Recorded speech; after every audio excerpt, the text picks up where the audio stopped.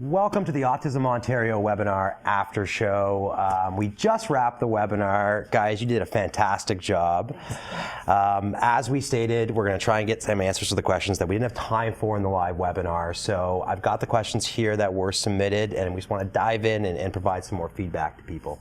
So one question we didn't get to is, would it be a good idea to use their favorite interest topic to find work, or keep hobbies, favorite topics separate from work? We touched on this a bit, right, Pat? But yes. What are your thoughts? Well, I think that you can't deny their special interest, for starters, because it is intense and it's obsessive. And so to sort of discard it or just keep it as a hobby might not be the way to go. I think you have to see if it's relevant in an employment setting. Right. And I think, Sarah, you talked about this a little bit too. Maybe you take it from there. Mm-hmm. So to build on that, one of the things that I like to do when I'm sitting down with someone around looking at their special interest and is it workable is trying to get a scan of the labor market. So is it something that they can easily transition to? Is there a demand for their interest? Like IT, for example, if they're interested in coding, that's a great field to get into. It's booming, it's growing, it's an introverted profession. Wonderful. But if it's something that's really, really specific and unique where it may require a lot of self-marketing and there's only a few people who would do it and it takes a lot of professional training as well, all these kinds of factors, it's really important to do the research and figure out that way if it's going to be feasible or not. Okay. It's an exploration, really, for every single person. Because I had somebody who was wanting to be a pilot, but didn't have any of the prerequisite academic qualifications. So once we explored that and he understood, then we could move to a different area. But it could be within the same realm, right? And some of those assessment tools, I imagine, are going to help take from interests and skills and get them to that right spot. Absolutely. Next question. How do you teach people that they need to follow the workplace schedule instead of just showing up on days when they wish without upsetting their enthusiasm about the job? So I think one of the things is to understand why they're not showing up on the days that they're not showing up. Is it because they are tired? So maybe they're working too many hours and they just need that downtime. Maybe full-time work isn't for them if that's the case.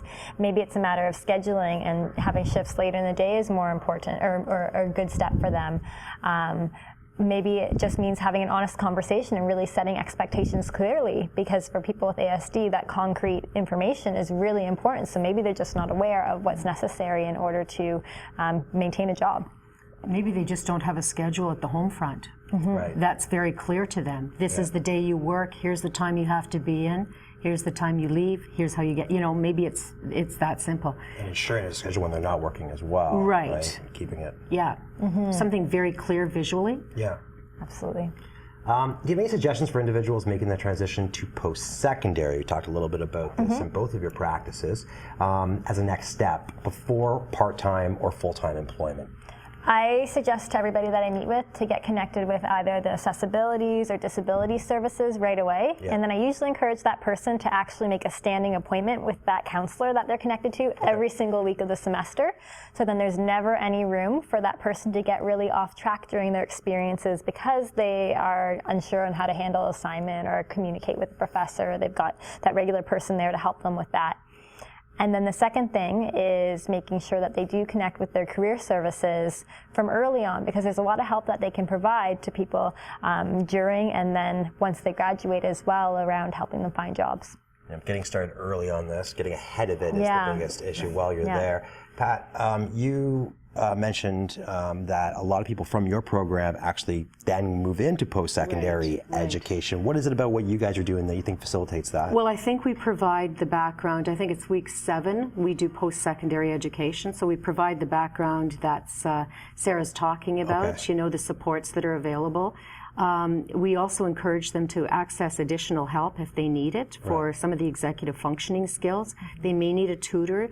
Mentors, excellent. Some programs, some university and college programs offer mentorships so that they would have somebody that's age appropriate that could support them in social and other settings. So all of those things are important, but it's really, once again, direct teaching of what to expect and how to move through, navigate that system. How do you avoid rigidity in people with ASD and can learn in silo environments but not generalize to one another? I think that part of the reason why we were talking during the webinar with both Pat at her center and at the Red Pass Center, one way we avoid that sort of siloed environment around social skills, for example, like they could maybe work one-on-one with either one of us and have know the appropriate response at the appropriate time kind of thing. But when you generalize, it doesn't work. So that's what we're doing, going backwards a little bit, is that's why we both have, I think, social groups, opportunities. That's why Pat was talking so much about having people get into the community. So we're giving people the opportunity to practice their skills in real settings versus just having that siloed setting. Mm-hmm. Well, and rigidity comes along with autism spectrum disorders, so you see it throughout, right? Mm-hmm. So it's a matter of providing those opportunities to practice being out in different settings and learning the different skills. Yeah. Mm-hmm. Can't assume everyone's watching this watch before, but your social group story is great. Mm-hmm. You started with 3, and now how many do you have in it? I think there's 45 on the list. Right. Mm-hmm. Yeah. So go to Autism Ontario, go to the website, you can learn about opportunities for this, and you can also, check with them, but starting your own like Pat did works as well. On that note, I've been looking for a social club that I find interesting, but I haven't had any success. Do you have any suggestions of what I can do in my area? Not knowing what that area is, we're going to have to assume it's not the areas you practice in.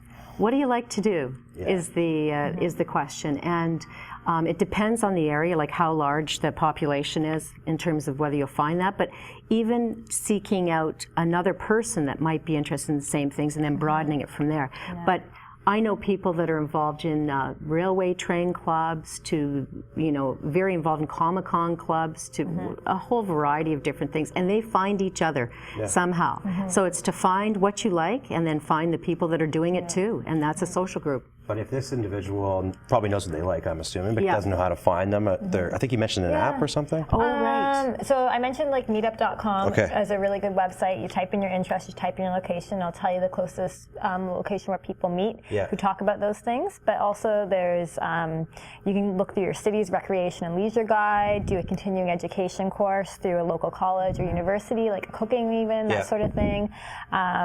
Libraries, some people will go to the places of worship to try to find a community that way. All kinds of different ideas. And check with Autism. Let's give Autism Ontario a plug. Yeah. Check with Autism Ontario because it's becoming more and more frequent that they're setting up adult groups. Sure. Okay. And so I think that's a good place to start too. Great. Big question. Last question. We knew it was going to come, right? Everyone hears the great work that's happening, success stories from transition to life in the Red Pass Center. But for those, unfortunately, the beauty of the webinar experience is that we can reach people in long distances. The issue for them is that they're not in your areas. So this question is, how do we get these programs in our areas? What do they do? Well, I'm keeping a list of people that are interested throughout the province. Right. So I would strongly encourage you to contact, first of all, Autism Ontario and let them know that you're interested in a program. If it's not transition to life, adult programming. And then I would ask that you contact me, because I'm keeping a list that it's now over 200 folks, and I'm using this to advocate on behalf of this population, right, to try to get more funds to get it out there in the province. So expressing the interest is important. Sarah, some may think that you can only operate in the Toronto area, but you were mentioning before you have people in Sudbury you deal with. Yeah, so it just depends on the individual's needs. So we do a lot of Skype where necessary. So it totally depends on the needs. It's not going to work for every single person's Skype, but in some situations that's definitely an option. So if someone had an interest and they weren't local, then we could explore how to make that happen for them, even though they're living a little bit further away. And they would just start by contacting the Red Pass Center and whatever clinician they were interested in working with directly. Guys, thank you so much. For those of you who didn't watch the webinar that we've been referring to, these were questions that weren't answered on a live webinar hosted by Autism Ontario. So to check that out, go to the Autism Ontario website and check the webinar section where you'll see this and a number of other really informative webinar events. That's it for now. We look forward to seeing you next time at an Autism Ontario event.